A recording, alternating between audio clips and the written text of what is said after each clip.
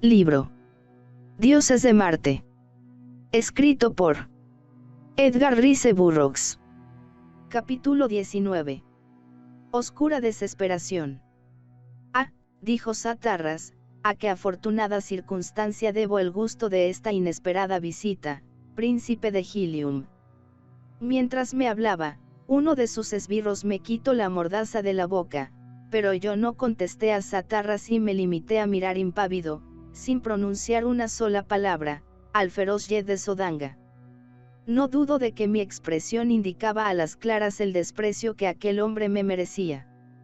Los ojos de las personas que contemplaban la escena se fijaron primero en mí y luego en mi rival, hasta que, por último, en el rostro de éste se pintó el más vivo enfado.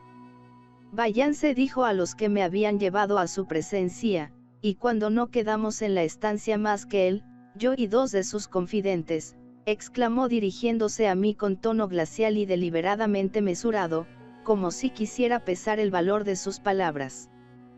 John Carter, por la fuerza de la costumbre, por la ley religiosa y por la sentencia de un tribunal imparcial, estáis condenado a muerte. El pueblo no podrá salvarte y solo yo soy capaz de tal cosa. De mí depende en absoluto que vivas o mueras, y si decidiera lo último creo que sería lo más acertado. Ahora bien, si recobrases tu libertad dentro de un año, con arreglo a la suspensión concedida, no es de temer que la gente insista en el cumplimiento de la sentencia que se te ha impuesto. Sin embargo, yo deseo favorecerte y te pondré en libertad dentro de 2 minutos, con una condición. Tardos Mors no volverá nunca a Helium, ni Mors Kahak, ni Dejad Toris. Helium, de aquí a un año, tendrá que elegir un nuevo Yedak. Yo aspiro a ese título. Cuenta a todo el mundo que defiendes la candidatura de Satarras y quedarás de inmediato en libertad. Esta es mi palabra. Sabía que en el corazón cruel de Satarras existía el firme propósito de matarme, porque una vez desaparecido yo, era indudable que con facilidad vería cumplidas sus ambiciones. Libre, me sería posible seguir buscando a Dejad Toris, pero si yo perecía, quizá mis compañeros no lograsen llevar a cabo nuestros planes. Así, negándome a acceder a su petición, era sumamente probable que, además de no impedir su triunfo, firmaría la condena de mi princesa, entregándola sin remedio de los horrores de las hecatombes en honor de Isius. Vacilé un momento, pero solo un momento. La altiva hija de Mil Yeddax hubiese preferido la muerte a un pacto tan deshonroso como aquel, y John Carter no iba a hacer por Helium lo que su princesa no hubiera hecho. Por eso me volví a Satarras. Toda alianza es imposible, exclamé, entre un traidor a Helium y un príncipe de la casa de los Tardos Mors. No creo, Satarras, que el gran Yedak haya muerto. Satarras se encogió de hombros. Pienso, John Carter, que tu parecer se modificará si reflexionas un instante y que te interesa meditar con calma acerca de lo que os he propuesto. Satarras por eso se complace en otorgarte un plazo prudencial para que estudies la generosa oferta que te hace. En el silencio y la lobreguez de una mazmorra podrás, en el curso de esta noche, decidir si te conviene rechazar de plano la solución que se te brinda, bien entendido que de lo contrario, jamás volverás a ver la luz del día. Además, nunca sabrás en qué minuto os arrebatará la vida la mano misteriosa de uno de mis verdugos, empuñando una daga afilada que te privará para siempre de la esperanza de recobrar el calor y la alegría del mundo externo. Satarras dio una palmada cuando dejó de hablar. Los guardias volvieron. Satarras me señaló con un ademán. Al calabozo, exclamó. Esto fue todo. 4 hombres me sacaron del aposento, y con una lámpara de Radien portátil, alumbraron el camino, escoltándome a lo largo de interminables túneles, cada vez más debajo de la ciudad de Helium. Al fin nos detuvimos en una estancia de regulares dimensiones, en las paredes de la cual vi distintos juegos de anillos. A cada uno de estos estaba sujeta una cadena en cuyo otro extremo había un esqueleto humano. Uno de mis guardianes pegó un puntapié al más próximo de aquellos macabros despojos, y abriendo un enorme candado, fijo en un descarnado tobillo, me puso la argolla de hierro en una de mis piernas. Luego se fueron, llevándose la luz con ellos. Me hallé sumido en la más densa oscuridad, y durante unos cuantos minutos no oí más que el ruido de los arreos militares, que se amortiguaba poco a poco, hasta que al fin el silencio fue tan completo como la oscuridad. Quedé solo con mis tétricos compañeros los esqueletos y los muertos, de los que probablemente compartiría la triste suerte. Ignoro el tiempo que permanecí prestando atención en medio de las tinieblas, pero como nada alteraba la horrenda quietud del lugar, finalmente me dejé caer al suelo, apoyé la cabeza en el muro de piedra y me dormí profundamente. Debí estar en esa situación varias horas, y cuando me desperté encontré delante de mí a un muchacho que, en pie, me contemplaba con atención. Tenía en una mano una linterna y en la otra una vasija conteniendo un alimento parecido a las gachas, que era la comida reglamentaria en las cárceles de Barsoom. Satarras te envía sus saludos, dijo el joven, y me manda que te informe de que, a pesar de estar completamente enterado de la conspiración para proclamarte Yedak de Helium, sin embargo, no se muestra inclinado a retirar la proposición que te ha hecho. Para conseguir la libertad no tienes más que atender mi consejo y comunicar a Satarras que aceptas los términos de su propuesta. Yo me limité a negar con la cabeza. El joven tampoco añadió nada, y después de colocar en el suelo la escudile con la comida, se fue, llevándose la luz.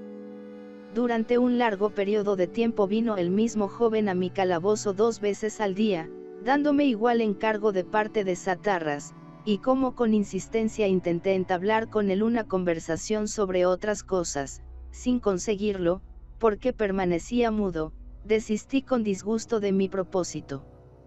Dediqué meses enteros a buscar el modo de comunicar a Cartoris mi apurada situación, mientras que con paciente tenacidad rozaba con la pared un mismo eslabón de la gruesa cadena que me sujetaba, esperando desgastarlo y poder seguir a mi juvenil carcelero por los serpeantes túneles, hasta un sitio de donde me fuera fácil la huida. Además me consumía la ansiedad por conocer cómo se desarrollaban los preparativos de la expedición, para socorrer a Dejad Toris. Tenía la seguridad de que Cartoris no habría dejado el asunto de la mano, en el caso de que estuviera libre, porque nada tendría de particular que se hallara también en poder de Satarras. No ofrecía la menor duda que el espía de Satarras había oído nuestra conversación referente a la elección de un nuevo Yedak, y recordaba que 5 minutos antes discutimos los detalles del plan trazado para salvar a Dejad Toris, así que razonadamente era de temer, en el supuesto de que Satarras los conociera, que mi hijo, Cartoris, y mis amigos Cantos Khan, Tars Tarkas, Jorbastrus y Sodar hubiesen sido víctimas del miserable usurpador, asesinados por sus esbirros, si no estaban también prisioneros. Decidí hacer por lo menos una tentativa para averiguar algo, y con ese fin adopté la siguiente táctica la primera vez que vino a mi celda el muchacho, el cual, por lo que había observado, era un buen joven y tenía aproximadamente la estatura y la edad de Cartoris. Tampoco me pasó inadvertido que lo estropeado de sus arreos no correspondían a la apostura y orgullo de su porte. Con estos datos como base abrí las negociaciones con él, en el curso de su inmediata visita. Te muestras conmigo sumamente bondadoso, pese a mi mísera condición de cautivo, le dije, y como noto que me queda poco tiempo de vida, quiero, antes que sea demasiado tarde, darte una prueba tangible de mi aprecio y mi gratitud, en recompensa por la generosidad que te distingue.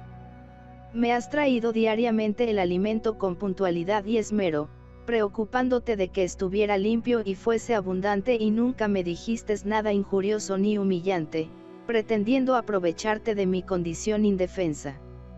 Lejos de eso, me has tratado constantemente con la cortesía impropia de un enemigo, y eso, sin duda, basta, sobre todo lo último, para que te demuestre la cordialidad de mis sentimientos y mi deseo de que conserves de mí algún recuerdo de poca monta. En la armería de mi palacio hay muy buenos arneses, armas de calidad y lujosos arreos militares. Ve allí y elige lo que más te agrade. Yo te las regalo para que las uses en memoria mía, sin pedirte en cambio más que me digas si has cumplido mi deseo. ¿Me prometes hacerlo así? Los ojos del muchacho chispeaban de alegría mientras yo hablaba, y le sorprendí contemplando mis arreos, tan valiosos en comparación con los suyos. Durante un momento se mantuvo ensimismado antes de empezar a hablar, y en ese instante casi se me paralizó el corazón, debido a que dependía mi futura suerte de su respuesta. Y si voy al palacio del príncipe de Gilium con este encargo, no se reirán de mí, y en lugar de atenderme para que se cumpla la promesa, no me arrojarán de allí al medio de la calle, entre los insultos y la risa. No, no puede ser, aunque le agradezco la intención. Además, si Satarras sospechara únicamente que he oído su proposición, me mataría sin compasión. Piensa, chico, que no corres ningún riesgo, le insté. Puedes ir de noche a mi casa, con una nota mía para Cartoris, mi hijo, la que naturalmente leerás antes de entregarla, para convencerte de que no contiene nada contrario a Satarras. Mi hijo será discreto, y nadie más que los tres conoceremos el asunto. Al fin y al cabo, es muy sencillo, y ni el más exigente hallará en él nada condenable. De nuevo permaneció silencioso y meditabundo. Hay allí un puñal con puño de pedrería, arrancado por mí del cuerpo de un Yedak del norte. Cuando vayas por el arnés procura que Cartoris te lo regale. Con ambas cosas y cualquiera otra que se te antoje, no habrá en todo Sodanga un guerrero que te aventaje en equipo. Tráeme material para escribir la primera vez que vengas y pronto estarás ataviado como corresponde a tu nacimiento y a tu tipo. Siempre pensativo y mudo, el joven dio media vuelta y se marchó de la celda. No podía adivinar cuál sería su decisión, y durante horas enteras estuve sentado, aguardando con impaciencia el desenlace del asunto. Si aceptaba el mensaje para Cartoris, ello significaba que mi hijo vivía y estaba libre, y si el joven se me presentaba usando el arnés y la espada, no habría duda de que Cartoris había recibido mi nota, enterándose por el de que yo estaba aún vivo. El hecho de que el portador de la nota fuera uno de Sodanga, bastaría para explicar a Cartoris el apurado trance en que me hallaba, sometido al poder de un rencoroso rival. Con la natural expectación, que apenas pude disimular, oí la aproximación del joven al llegar la hora de su regular visita. Nada me dijo aparte de su acostumbrado saludo, pero al poner en el suelo a mi lado la vasija con la comida, colocó junto a ella los efectos necesarios para escribir. Mi corazón estuvo a punto de desfallecer de alegría. Había ganado la partida. Miré un momento los utensilios fingiendo sorpresa, aunque pronto permití que se dibujara en mi rostro una expresión de hondo contento, y luego, recogiéndolos, escribí una orden para que Cartoris entregara a Partaquelames que eligiese y la espada tan querida por mí. Esto fue todo. A pesar de su sencillez, era suficiente para que mi hijo y yo nos entendiéramos. Puse el escrito, abierto, encima del piso. Partak la cogió sin pronunciar una palabra y se marchó. Por lo que yo podía calcular, llevaba 300 días encerrado en la mazmorra, lo cual significaba que si íbamos a auxiliar a Dejantoris era urgente proceder sin tardanza, ya que si no estaba muerta se aproximaba su fin, con arreglo al plazo fatal concedido por Isius a quienes tenían la dicha de contemplarla. La siguiente vez que oí un ruido de pisadas me dispuse a ver con alegría la entrada de Partak en mi celda usando el arnés y la espada. Imagínese mi asombro y mi pena cuando observé que quien me traía la comida no era el taciturno y juvenil carcelero. ¿Qué ha sido de Partak?, pregunté, pero el individuo aquel no me contestó, y apenas depositó en el suelo la escudilla salió de la celda, dejándome sumido en la más negra desesperación. Transcurrieron los días. ¿Cuántos? y mi nuevo asistente continuaba cumpliendo su obligación sin proferir ni una sola frase ni responder a mis preguntas, a pesar de la insistencia con que se las hice. No me quedaba otro recurso que reflexionar acerca del motivo de la desaparición de Partak, relacionándola con la nota que le di para que me sirviera indirectamente.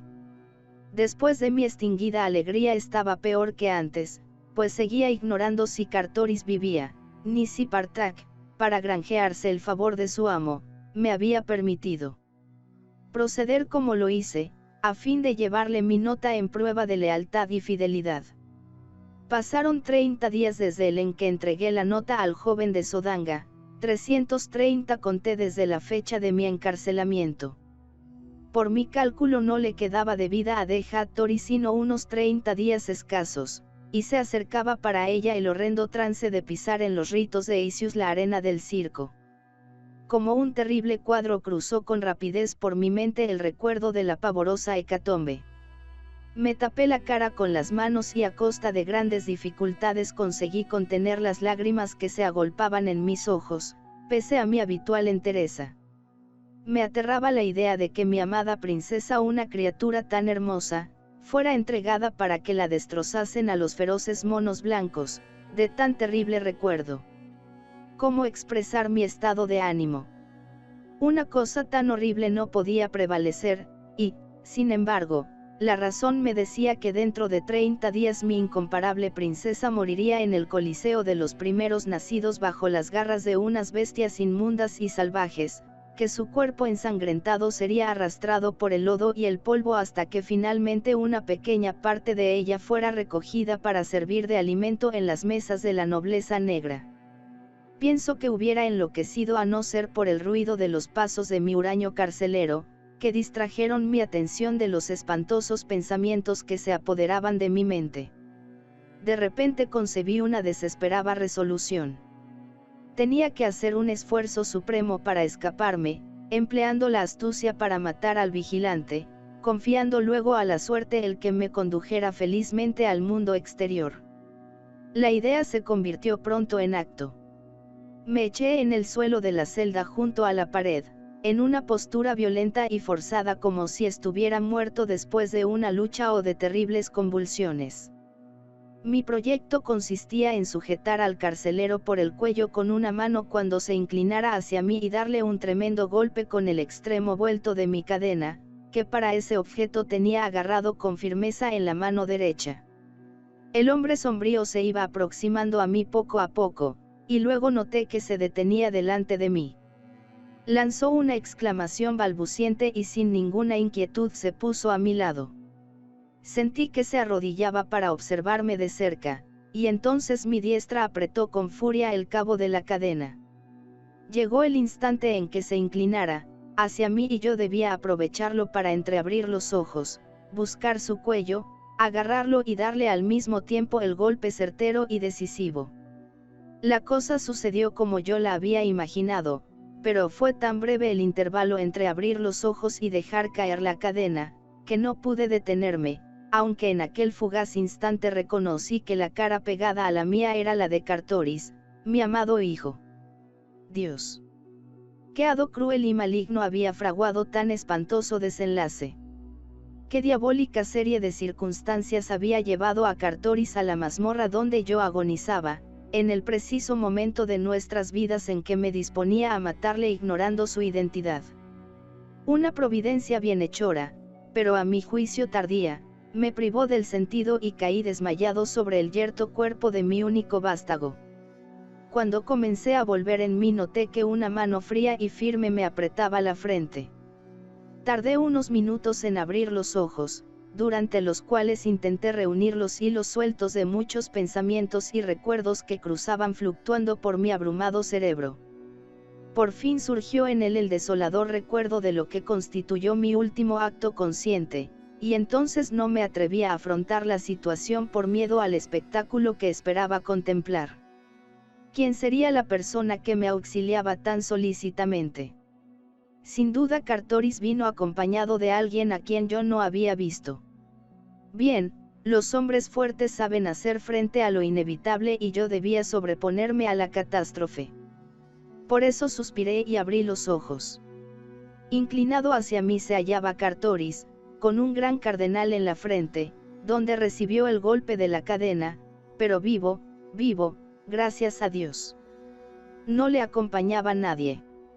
Le tendí los brazos, él se arrojó en ellos con efusivo júbilo, y jamás se ha elevado al cielo una plegaria ferviente de gratitud desde ningún planeta como la que en las cimas del moribundo Marte, envié al eterno misterio por la salvación de mi hijo. El breve instante en que vi y reconocí a Cartoris antes de que la cadena cayese, debió ser lo suficiente para aminorar la fuerza del golpe.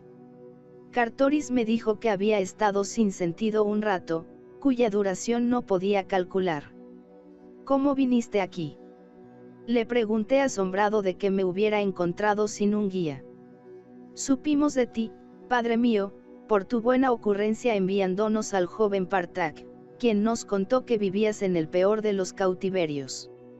Hasta que ese joven fue a pedirnos su arnés y su espada, te tuvimos por muerto, pero cuando leímos tu nota, obedecimos lo que en ella se nos mandaba, permitimos a Partac elegir en la armería los arreos que le gustasen, y una vez cumplida la promesa que indudablemente le hiciste, juzgué que mi compromiso con él había finalizado. Por eso comencé a interrogarle deseoso de que me facilitara informes acerca de tu situación, pero el joven, a pesar de su alegría, viéndose ataviado con magnificencia, siguió siendo leal a Satarras, y se encerró en un inquebrantable mutismo. Finalmente le di a escoger entre la libertad y una celda en los subterráneos de Palacio, siendo el precio de la libertad la información completa referente al lugar donde estabas preso y la manera de llegar hasta ti, mas el de Sodanga se mantuvo en su obstinado silencio. Desesperado, no insistí, por mi parte, y le encerré en el calabozo donde todavía se consume. No le han conmovido ni las amenazas, ni las torturas, ni los halagos, y se limita a contestar a nuestros interrogatorios que cuando quiera que Partac muera, ahora o dentro de 1000 años, ningún hombre podrá decir con razón, un traidor se ha ido al desierto. Finalmente, Sodar, con su peculiar sutileza y astucia, trazó un plan susceptible de proporcionarnos los informes que se negaba a facilitarnos. Con arreglo a él, Jorbastus se prestó a ponerse la armadura de un soldado de Sodanga y a que le encadenasen en la misma celda ocupada por Partac. 15 días languideció nuestro noble amigo en la oscuridad de los subterráneos, pero no en vacío. Lentamente ganó la confianza y la amistad del joven Sodangues, y por fin, hoy mismo, Partac, creyendo hablar a un compatriota y camarada de infortunio, reveló a Jorbastus el punto exacto en que te hallabas. Necesité muy poco tiempo para encontrar los planos secretos de Helium entre tus papeles oficiales, pero me costó más trabajo llegar hasta aquí pues ya sabes que todas las galerías del subsuelo se unen unas con otras, que solo hay una entrada para las correspondientes a cada sección y a la inmediata, y que las de la parte superior distan muy poco de la superficie del terreno. Como es natural, las entradas que dan paso a los túneles contiguos a los subterráneos de los edificios del gobierno están siempre guardadas, y por eso, aunque llegué sin obstáculos hasta los sótanos del palacio donde habita Satarras, tropecé para penetrar en ellos con un soldado de Sodanga. Allí le dejé detrás de mí, pero sin alma en el cuerpo. Ya conoces cómo vine hasta aquí, sin sospechar que junto a mi padre corría el riesgo de ser muerto. Cartoris terminó su relato con una franca carcajada. Mientras hablaba había estado trabajando en la cerradura que sujetaba mis grilletes, y después, con una exclamación de alegría, dejó caer al suelo el extremo de la cadena, lo que me permitió erguirme de nuevo, libre de los atormentadores hierros que me esclavizaron casi un año.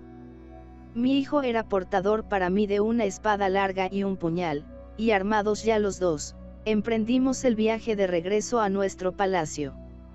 En el punto donde terminaban los subterráneos de Satarras encontramos el cadáver del guardia muerto a manos de Cartoris. Todavía no había sido descubierto, y a fin de aplazar más las investigaciones consiguientes y para seguir engañando a la gente, Trasladamos el cuerpo a corta distancia de allí, escondiéndole en una cueva de la galería principal soterrada, perteneciente a una finca adyacente. Al cabo de media hora llegamos al subsuelo de mi palacio y pronto tuvimos la satisfacción de penetrar en la sala de audiencias, en la que hallamos a Kantos Kan, Tars Tarkas, Jorbatus y Sodar, quienes nos aguardaban con impaciencia. No perdimos el tiempo en inútiles cambios de impresiones, ni en que yo relatase los incidentes de mi cautiverio, pues lo que yo deseaba saber era cómo se venían desarrollando los planes acordados hacía cerca de un año. Nos han entretenido mucho más de lo que pensábamos, repuso Kantos Kan.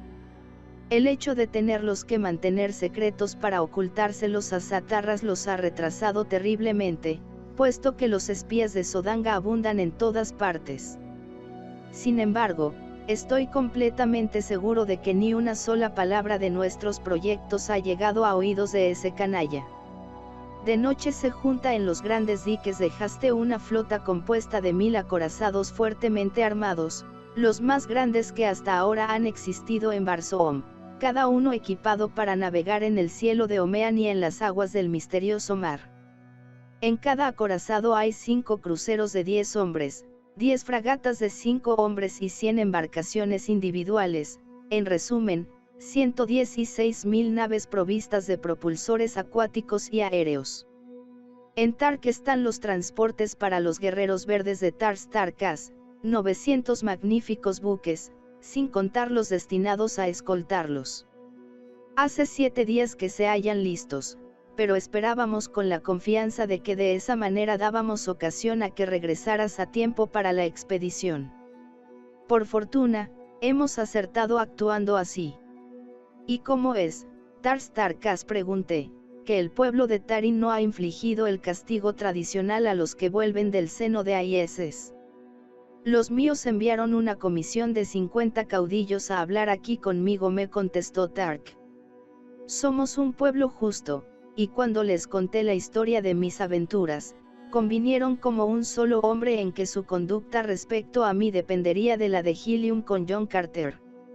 Entretanto, y a petición suya, ocupé otra vez el trono, como Yedak de Tark, gracias a lo cual pude entrar en negociaciones con las belicosas hordas vecinas, consiguiendo que se comprometieran a constituir el núcleo de las fuerzas terrestres expedicionarias.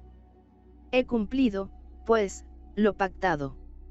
250.000 combatientes reunidos desde el helado casquete norte a la glacial zona del Polo Sur, y que representan 1000 tribus diferentes, de 100 hordas salvajes y batalladoras, llenarán esta noche la gran ciudad de Tark, dispuestas a invadir la tierra de los primeros nacidos cuando reciban la orden, y a pelear hasta que se les diga basta.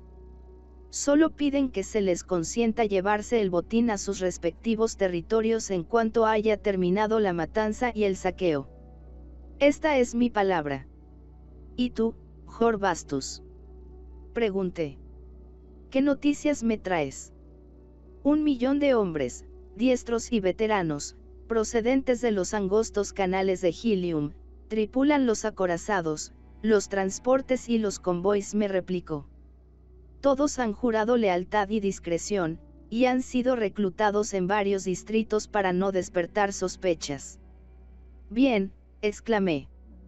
Nadie ha faltado a su deber. Y ahora, Kantos Kan, ¿no convendría salir enseguida para Haste y disponer las cosas a fin de emprender la marcha antes de que anochezca? Sí, príncipe, nos urge proceder sin tardanza, contestó Kantos Kan.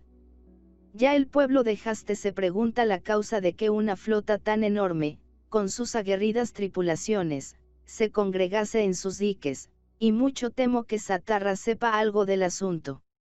Un crucero nos espera arriba, en el embarcadero del palacio, vámonos. Sonó una descarga de fusilería en los jardines de mi mansión, interrumpiendo lo que mi noble amigo decía. Juntos nos precipitamos al balcón, a tiempo para ver que una docena de mis guardias desaparecían en las sombras de un distante jardín persiguiendo a un fugitivo, y que debajo precisamente de nosotros, sobre el rojizo césped, un puñado de soldados, fieles a mí, rodeaban el caído cuerpo de un hombre. Mientras les observábamos levantaron al muerto, y por orden mía lo trajeron a la sala de audiencias, en la que entonces nos encontrábamos. Cuando colocaron el cadáver a mis pies, me fijé que era el de un joven rojo en la flor de la vida, y que usaba una armadura sencilla, como la de los guerreros inferiores. No obstante, me imaginé que aquel hombre quizá había pretendido disimular su personalidad. Otro espía de Satarras, dijo Jorbastus. Eso parece, respondí, y sin más mandé a mis servidores que retirasen el cadáver. Esperad, exclamó Sodar. Con tu venia, príncipe, pediré que me traigan un paño y un poco de aceite de toat. Di mi consentimiento, y uno de los soldados salió de la estancia, volviendo poco después con las cosas que Sodar había pedido.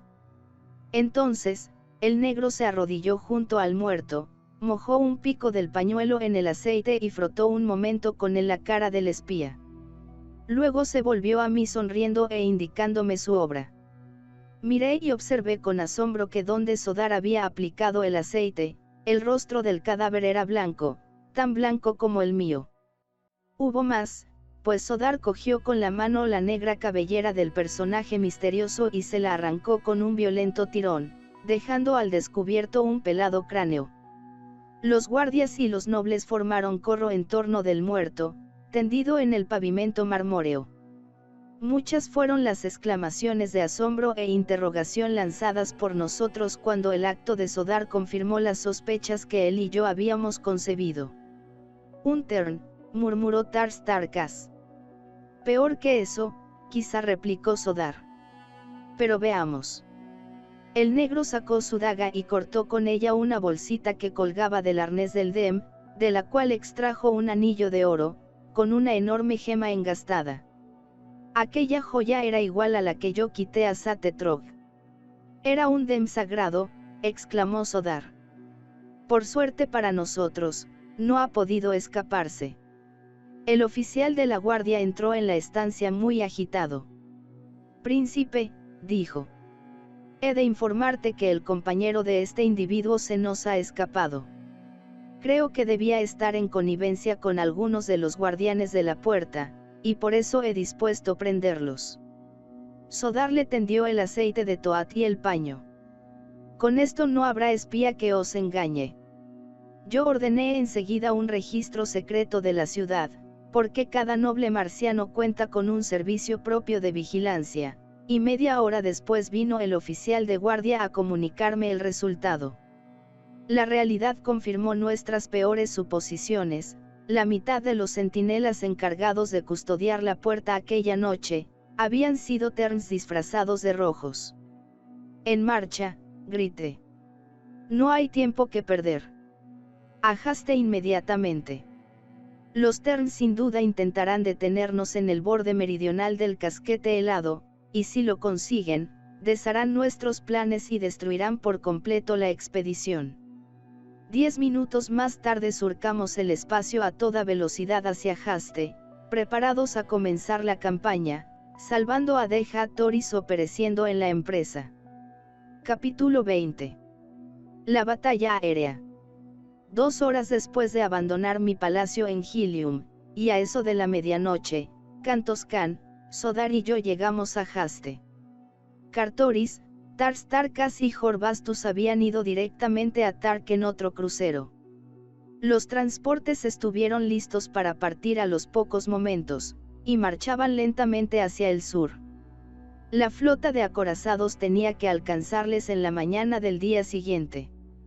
En Haste lo encontramos todo dispuesto, y tan perfectamente había preparado Kantos Kan los menores detalles de la campaña, que a los 10 minutos de nuestro arribo el primer buque de la escuadra salía sin contratiempo de su dique, y a continuación, en el espacio de breves minutos, las grandes unidades flotaban graciosamente, envueltas en sombras, formando un largo y delgado cordón, que se extendía muchas millas en dirección al sur. Hasta que no entramos en el camarote de Kantos Kan no me ocupé de averiguar la fecha en que estábamos, pues en realidad ignoraba el tiempo que había permanecido encerrado en los calabozos de Satarras. Cuando Kantos Kan me lo dijo, comprendí con profundo pesar mi equivocación al apreciar la duración de mi estancia en la tenebrosa mazmorra. Estuve allí 365 días, y era demasiado tarde para salvar a Deja Toris. La expedición, por tanto, dejaba de ser auxiliadora para adquirir una misión vengativa. No le comuniqué a Kantos Kan mi convencimiento de que cuando penetráramos en el templo de Isius, por desgracia ya no existiría la princesa de Helium, porque, en cuanto a que hubiese muerto, en ese momento no me era posible asegurarlo, desconociendo el día exacto que contempló por primera vez la belleza de Isius. ¿Para qué entristecer a mis amigos con mis cuitas personales, que bastante venían compartiendo conmigo en el curso de mi vida marciana? Decidí, pues, guardarme mis penas y no dije nada a nadie acerca de mis fundadísimos temores. La expedición serviría para mucho si enseñaba al pueblo de Barsoom la verdad de la terrible ilusión en la que había creído ciegamente durante incontables edades, librando así cada año a millares de seres del espantoso fin que les aguardaba al concluir su peregrinación voluntaria. Si conseguía entregar a los hombres rojos el alegre valle de Dor, no debía ser considerada inútil, y en la tierra de las almas perdidas entre las montañas de Ots y la barrea helada, se recordará que existía un extenso territorio que no necesitaba riego para dar cosechas muy abundantes. Allí, en el fondo de mi mundo moribundo, estaba la única comarca naturalmente productiva de toda su superficie. Allí había solo lluvias y rocíos, allí exclusivamente se conservaba un mar abierto de abundante caudal, y todo aquello lo disfrutaban unas feroces bestias, privando de tanta belleza y su fertilidad sin parangón a los millones de barsomianos civilizados, a pesar de que ellos eran los malditos restos de dos razas antaño grandes. Si finalmente lograba derribar el muro de la superstición religiosa, que mantenía alejados a los rojos de aquel Eldorado, dejaría un honroso e inmortal al recuerdo de las virtudes de mi amada princesa, y su martirio no habría sido estéril para la prosperidad de Barsoom. A la mañana del segundo día avistamos la gran flota de los transportes y las demás embarcaciones auxiliares, cuando empezaba a rayar el alba, y pronto nos pusimos lo bastante cerca de ella para cambiar señales. Debo decir aquí que los radioaerogramas se usan raras veces en tiempo de guerra o para la transmisión de despachos secretos, porque, como a menudo una nación descubre una clave distinta o inventa un nuevo aparato sobre telefonía sin hilos, sus vecinos no cejan en sus esfuerzos hasta que son capaces de interceptar y traducir los mensajes. Esta lucha entablada en el curso de varias generaciones produjo las consecuencias prácticas de agotar todas las posibilidades de la comunicación inalámbrica, y ningún pueblo se atreve a transmitir despachos de importancia por ese procedimiento. Tars Tarkas se puso al habla con todos los transportes. Los acorazados pasaron entre ellos para tomar una posición en cabeza, y las escuadras combinadas avanzaron con lentitud hacia el casquete helado observando la superficie con atención para prevenir cualquier obstáculo que los Terns, a cuyo país nos aproximábamos, pudieran oponernos. A gran distancia del núcleo de la escuadra iban unas veloces patrullas de aeronaves individuales para protegernos de una sorpresa, y otras de igual clase nos flanqueaban, mientras que a retaguardia, a 30 kilómetros detrás de los transportes, prestaba idéntico servicio un número menor de tales embarcaciones. Formados así seguimos avanzando hacia la entrada de Omean durante varias horas, y de repente, uno de los exploradores vino del frente para informarnos que ya veía la cima parecida a un cono, atalaya de los abismos de Omean. Casi en el mismo instante otra fragata se destacó del flanco izquierdo y se dirigió a toda marcha al buque almirante. La velocidad que traía revelaba la importancia de su misión informadora. Kantos Kan y yo le esperamos en el puente de la cubierta de proa, que corresponde al puente de los acorazados terrestres.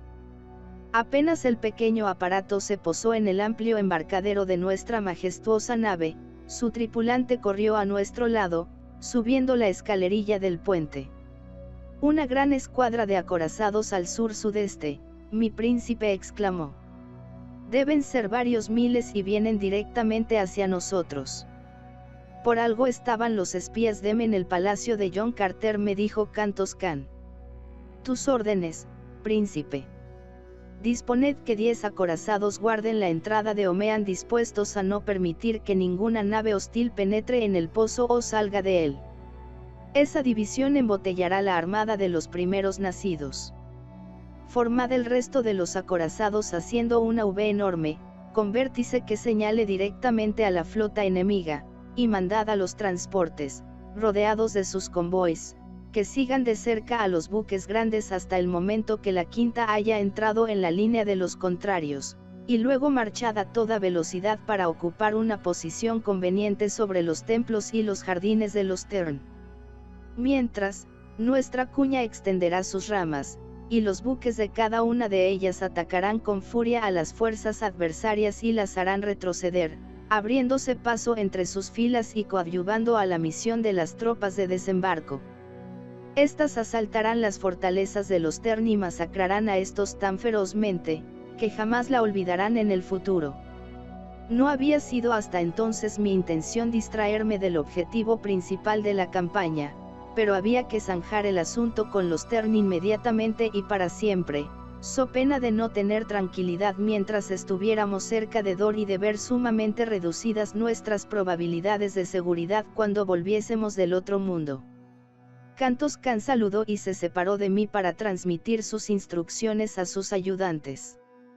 En un plazo de tiempo increíblemente corto se modificó la formación de los acorazados con arreglo a mis órdenes. Los 10 designados para vigilar la entrada de Omean salieron para su destino, y los transportes y convoys se agruparon para lanzarse por la brecha que hiciéramos en la línea enemiga.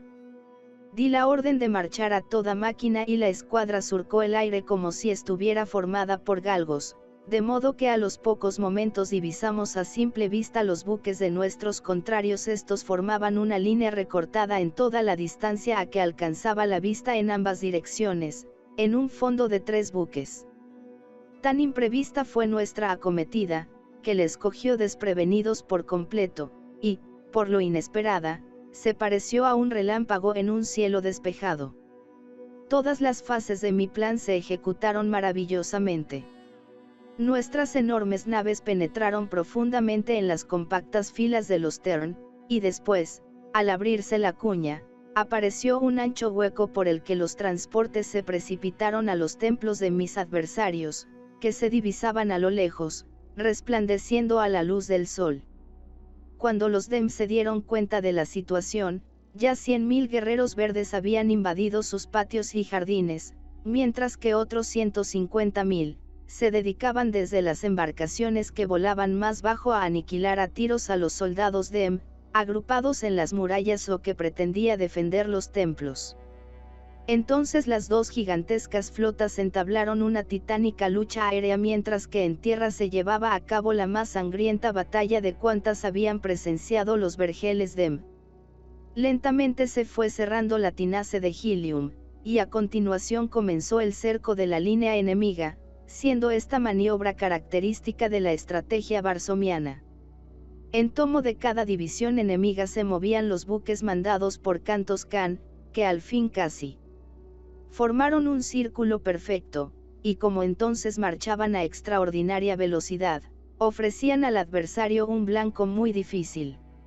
Uno tras otro, los acorazados de los Dem eran destrozados o se rendían, y, por último, la ya destrozada escuadra intentó con desesperada acometida romper la formación de los vencedores, lo que equivalía a querer coger un soplo de aire con la mano. Desde mi sitio en la cubierta, al lado de Kantos Kan, vi que las naves de los Dem iban paulatinamente dando la terrible caída que anunciaba su total destrucción, y nosotros proseguimos estrechando, sin apresuramos, nuestro asedio implacable hasta cernimos sobre los jardines donde peleaban como leones nuestros aliados los verdes, a quienes se comunicó la orden de embarcar. La cumplieron con precisión, elevándose los transportes y ocupando al cabo una posición en el centro del círculo. Por entonces había terminado prácticamente el fuego de los Tern, los que, como ya llevaron su merecido, se resignaron a dejarnos seguir en paz nuestro camino. Sin embargo, nuestra misión no por eso se iba a desarrollar con facilidad, pues apenas reanudamos la marcha en dirección a la entrada de Omeán, divisamos en el norte una gran mancha negra que se destacaba en el horizonte. No podía ser más que una escuadra de guerra. ¿De quién era y contra quién se dirigía? Eso, de momento, ni siquiera podíamos imaginárnoslo. Cuando se puso a la distancia adecuada de nosotros, el operador de Cantos Can recibió un radioaerograma, que inmediatamente tendió a mi compañero. Este lo leyó y me lo entregó con mano firme. Cantos Can decía: «Rendíos en nombre del Yedak de Helium, porque estáis en mi poder». Lo firmaba Satarras. Los Tern debían haber cogido y traducido el mensaje, porque, tan pronto como lo recibimos, reanudaron con brío las hostilidades, alentados por los inesperados aliados que venían a favorecerles.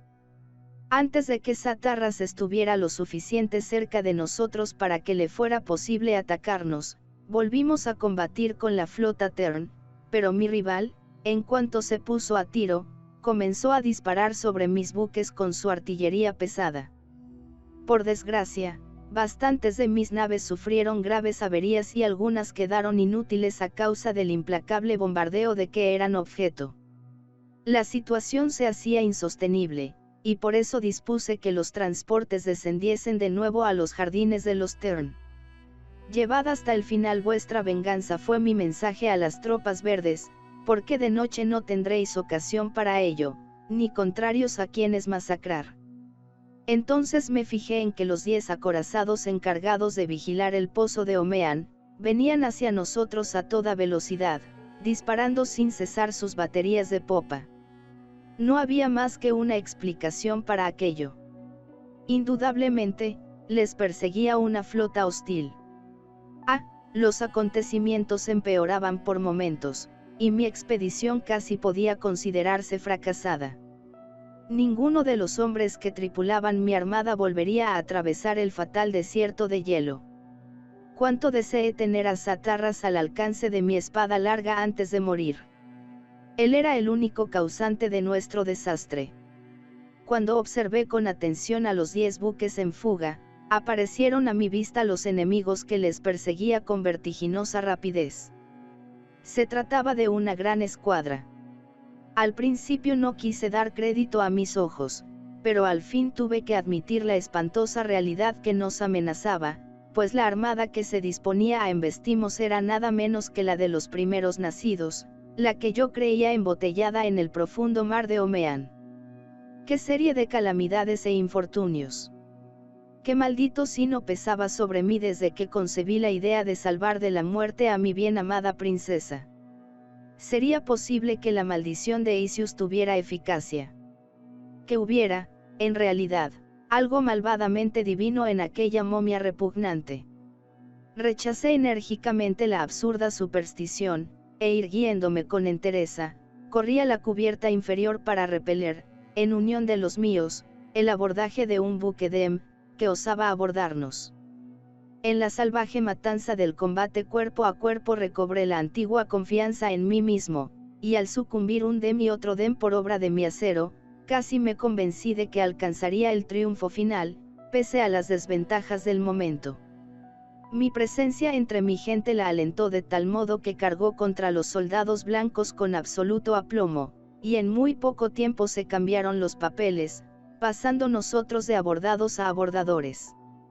Luego invadimos las cubiertas del acorazado enemigo, y poco después tuve el orgullo de ver arriar el pabellón de este en prueba de derrota y de vergonzosa rendición. Después me reuní con Cantos Can, quien contempló con impaciencia lo que sucedía en la cubierta inferior, como si aquello le inspirase una idea feliz. Inmediatamente dio una orden a uno de sus ayudantes y, obedeciéndola, los colores del príncipe de Helium ondearon en cada punto de la nave capitana. La tripulación de mi barco lanzó un clamor de júbilo, el cual fue repetido por la de las demás embarcaciones a medida que aparecieron mis enseñas en sus obras muertas. No esperó más Cantos Can para dar el golpe. Una señal legible para todos los marineros de las flotas inmersas en la tremenda lucha, apareció a lo largo del buque almirante. Hombres de Helium, por el príncipe de Helium contra todos sus enemigos, leí.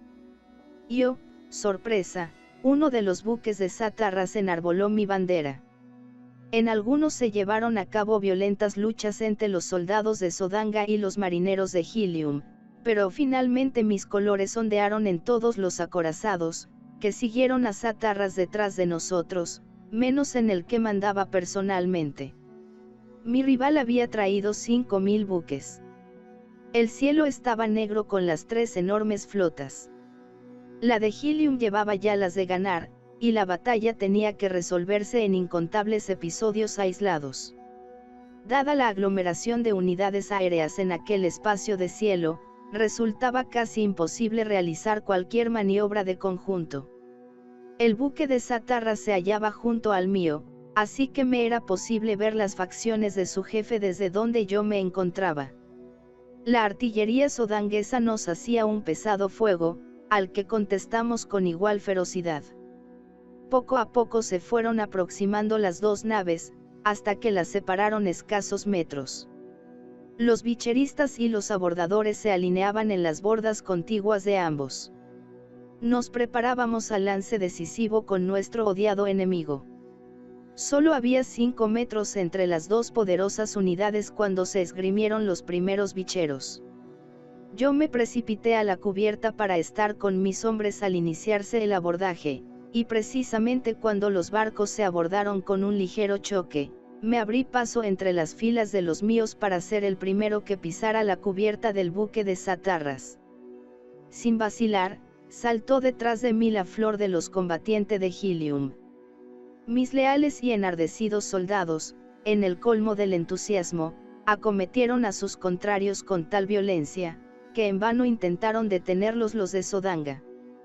Pronto cedieron los sodangueses ante aquella ola arrolladora, y cuanto mis hombres limpiaron las cubiertas de abajo subí al puente donde se hallaba Satarras. «Eres mi prisionero, Satarras», exclamé. «Ríndete y te perdonaré la vida». Creo que mi enemigo vaciló un instante entre acceder a mi oferta o hacerme frente con la espada desnuda, pero su indecisión duró escaso tiempo, pues tiró al suelo las armas, me volvió la espalda y corrió al lado opuesto del alcázar. Antes de que yo, repuesto de mi asombro, pudiera detenerlo, se abalanzó sobre la borda y se arrojó de cabeza al enorme abismo extendido a nuestros pies. Y así terminó el malvado Satarras, Yed de Sodanga. Aquí y allá proseguía la singular refriega. Los Demilos negros se unieron contra nosotros, y en cualquier lugar que un buque de estos se encontraba a otro de los primeros nacidos, se entablaba una batalla brutal, debiendo a esto, según entiendo, nuestra salvación. Como mejor pude, y procurando que no los interceptasen los enemigos, envié a todos nuestros buques despachos ordenándoles que se retiraran de la lucha lo más rápidamente posible, para ocupar posiciones al oeste y sur de los combatientes, y también mandé un explorador aéreo a los guerreros verdes que peleaban en los jardines, para que embarcasen en los transportes sin perder tiempo. Mis instrucciones les ordenaron, además, que cuando estuvieran luchando con una nave adversaria la dirigieran con habilidad y rapidez a un buque de su enemigo hereditario, maniobrando de modo que ambas se enzarzaran y la embarcación de Helium quedara libre para retirarse. Esta estratagema produjo magníficos efectos, y antes de que el sol se pusiera tuve la alegría de ver que cuanto quedaba de mí una vez poderosa armada se hallaba reunida a 20 kilómetros al sudoeste del lugar donde se destrozaban con furiosa saña los blancos y los negros. Sodar, entonces, se trasladó a otro acorazado, y al frente de 5.000 buques de gran porte y de los transportes, marchó directamente al templo de Isius. Cartoris y yo, con Cantos Can, continuamos mandando el resto la flota, con la que hicimos rumbo a Omeán. Nuestro plan consistía en intentar hacer un asalto combinado a ISS al amanecer el siguiente día. Tars Tarkas con los guerreros verdes, Jorbastus con los rojos, guiados por Sodar, aterrizarían en los parques de Isius y en las llanuras vecinas, mientras Cartoris, Cantoscan y yo conduciríamos la fuerza menor desde el mar de Omean a la morada de la infame vieja, por los túneles y las galerías que Cartoris conocía tan bien. Entonces supe por primera vez la causa de que mi división de acorazados se apartasen de la boca del pozo. Sucedió que, cuando llegaron a ella, ya había salido de su mar subterráneo la casi totalidad de la escuadra pirata. 20 naves colosales arremetieron a los míos, y aunque estos presentaron batallas sin vacilar, procurando detener la muerte que salía de la negra cima, la desigualdad de sus elementos era demasiado grande y se vieron obligados a huir los de Helium. Con suma prudencia nos acercamos a la tenebrosa boca, de negras entrañas. A una distancia de varias millas, dispuse que la escuadra se detuviera, y desde allí Cartoris partió en una nave individual a conocer el sitio. Tardó quizá media hora en volver para informarnos que por aquel lugar no se divisaba ninguna señal del enemigo, ni siquiera una insignificante patrulla, así que avanzamos velozme y en silencio hacia la misteriosa entrada de Omean. En la abertura del pozo hicimos alto un momento para que todos buques llegasen de sus puntos de partida previamente designados, y luego, con el acorazado almirante, penetré con decisión en el negro abismo siguiéndome una a una mis naves, en sucesión perfecta. Habíamos decidido correr todos los riesgos imaginables con tal de llegar al templo por el camino subterráneo, y por eso no dejamos vigilancia en la boca del pozo. Para nada nos hubiera sido útil adoptar esa precaución, pues no teníamos fuerza suficiente para oponernos a la gran escuadra de los primeros nacidos, si a ésta se le ocurría atacarnos. El éxito de nuestra irrupción en Omean dependía exclusivamente de la audacia con que realizábamos la operación, la probabilidad de que los piratas de guardia no se dieran cuenta enseguida de quiénes eran los que descendían bajo la bóveda de su enterrado mar. En el caso de que nos tornaran por los suyos, nuestra operación sería un éxito. Por fortuna, el asunto fue así. En realidad, 400 barcos de mi escuadra, compuesta de 500 unidades, se posaron indemnes en la superficie de Omean, antes de que sonase el primer disparo. La batalla fue breve, pero dura, si bien nuestro triunfo no dejó lugar a dudas a causa de que los negros, con la despreocupación de su innegable poderío, no disponían más que de un puñado de buques viejos y estropeados para defender su puerto principal. Por consejo de Cartoris, desembarcamos los prisioneros, con escolta, en una de las islas mayores, y después empujamos los restos navales de los primeros nacidos al pozo, donde conseguimos meter a varias naves, para atascar su interior. Hecho esto, nos precipitamos con ánimo de victoria, sobre el resto de nuestros maltrechos contrarios, y les obligamos a elevarse e introducirse por el paso a Omean donde, sin duda, se enredaron con las naves ya encerradas allí. Comprendimos que de momento éramos los amos de la situación y que aún tardaría bastante tiempo en regresar a Omean el grueso de la Armada Negra, lo cual nos proporcionaba una amplia oportunidad para internarnos en los pasadizos subterráneos que conducen a Isius. Una de las primeras medidas que adopté fue tomar en persona, a la cabeza de un grupo de hombres, la isla del submarino, de la que me apoderé sin apenas resistencia por parte de la pequeña guarnición instalada en ella.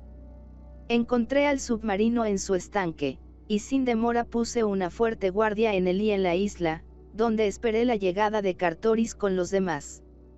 Entre los primeros figuraba Yent, el comandante del submarino.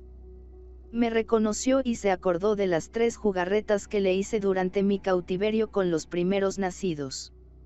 Parece, le dije, que hemos cambiado los papeles. Hoy estás en manos del que antes fue tu triste esclavo.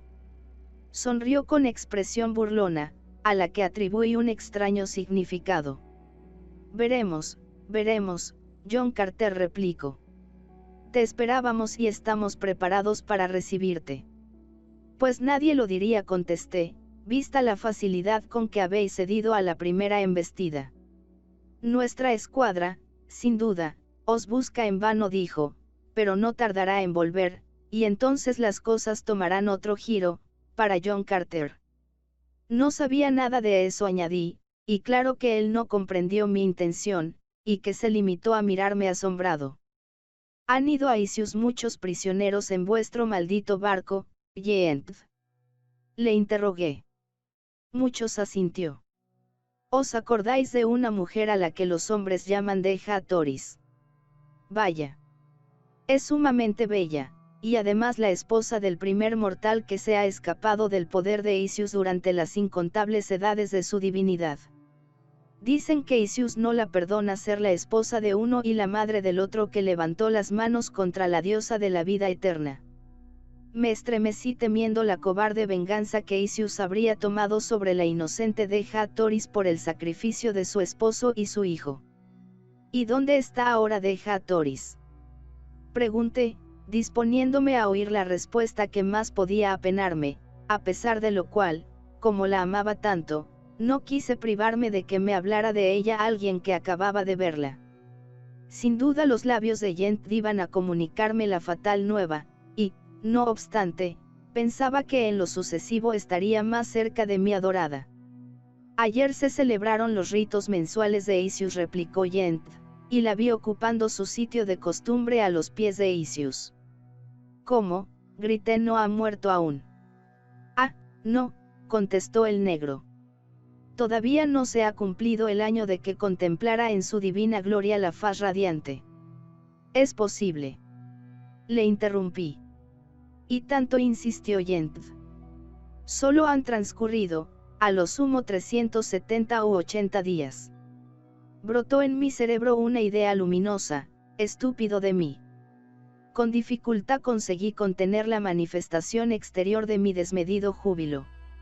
Me había olvidado de la gran diferencia existente entre los años marciano y terrestre. Los 10 años terrestres que pasé en Barsoom equivalían a 5 años y 96 días de los de Marte, cuyos días son 41 minutos más largos que los nuestros, y cuyos años cuentan 687 días. Llegaba a tiempo. Llegaba a tiempo. Las palabras surgieron de mi mente repetidas veces, hasta que al cabo debí pronunciarlas perceptiblemente, ya que Yent meneó la cabeza. A tiempo de salvar a la princesa. Me preguntó, y sin aguardar mi respuesta, añadió en tono convencido, no, John Carter, no, Isius no cede lo que es suyo. Sabe que acudes en su socorro, y antes de que los pies de un vándalo pisen el pavimento de su templo sagrado, si tal calamidad pudiera ocurrir, Deja Toris iría para siempre a donde nadie es capaz de seguirla ni de auxiliarla. ¿Quieres decir que morirá si insisto en buscarla?, pregunté. Solo en último extremo, me replicó. ¿No has oído hablar nunca del Templo del Sol? Pues allí la conducirán si es preciso. Ese pequeño edificio está en el patio interior del templo de Isius y alza su esbelta aguja sobre las torres y los minaretes de las grandes construcciones que lo rodean. Debajo, en el subsuelo, se extiende el cuerpo principal del santuario, consistente en 687 estancias circulares, unas encima de otras. A cada cámara da acceso un angosto corredor que atraviesa la compacta roca desde las excavaciones más hondas. Como todo el Templo del Sol gira una vez durante la revolución anual de Marte alrededor de dicho astro, y solo en una ocasión al año la entrada de cada estancia separada coincide con la abertura del corredor que la comunica exclusivamente con el mundo externo, podrás juzgar lo imposible que resulta penetrar en aquel lugar. Allí pone Isius a quienes incurren en su enojo, sin que, sin embargo, estime conveniente prescindir de ellos enseguida. También, para castigar a un noble de los primeros nacidos, suele encerrarle un año en una estancia del templo. A menudo encarcela a un verdugo con el condenado, para que la muerte de éste en el día fijado revista con anticipación los más horribles caracteres, y además se complace en disponer que dejen en la celda del preso el alimento preciso para su sustento el tiempo que a la diosa le plazca hacer durar aquella angustia. He aquí cómo morirá Deja Toris, sin que nadie la libre de su sino fatal, el primer día que un pie extranjero prefan la morada de Isius. Así que, aunque había realizado esfuerzos casi milagrosos y me faltaba poco para llegar hasta mi divina princesa, iba a fracasar en el momento decisivo. Me parecía que estaba tan lejos de ella como cuando me hallaba en las orillas del Hudson, a 100 millones de kilómetros de distancia.